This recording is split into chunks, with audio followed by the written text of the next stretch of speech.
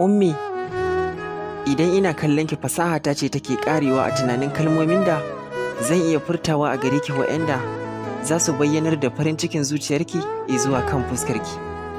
Da ina da iko a kan lokaci da kuwa sai na rika dawo da kowace daƙiƙa da na kalle ki a cikinta domin na ƙara amfani da ita gurin sake kallon kyakkyawar fuskar nan taki. Idan zan bayyana ma'anar farin ciki da wata kalmar, to kuwa ban san wani abun da ya kai ganin ki zamowa abun farin ciki a gare ni ba. Sau ɗaya kawai idan na gani ki zuciyata cika take da farin cikin da ba zan iya misaltawa ba. Da ni Allah ya halitta a matsayin ƙofar gidanku, da kuwa na tabbata farin ciki ne zai yi sanadin rayuwata.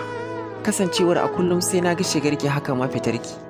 Ummi, na yi burin ma a ce ni ne madubin da a gabansa ne kike tsara wannan mayatacciyar kwalliyar taki, ta yadda zan fashe zuwa guntu-guntu domin na rika kallon kyakkyawar fuskarki da kowane gutsuri na madubin. Ke ce rayuwata, ke ce mafarkina, ke ce abun alfahari na, abun bugun gabana har iya ƙarshen rayuwata. Da kin san yadda kewarki ke azabtar da zuciyata, da kuwa kin bani cikakken lasisin ganin ki a kowane lokaci idan na ga dama.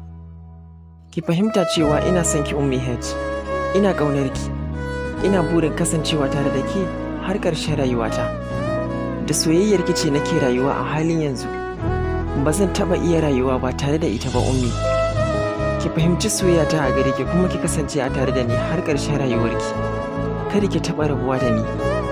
Ummi H, ke ce komai na, ke ce komai da zan iya kira rayuwa a gare ni.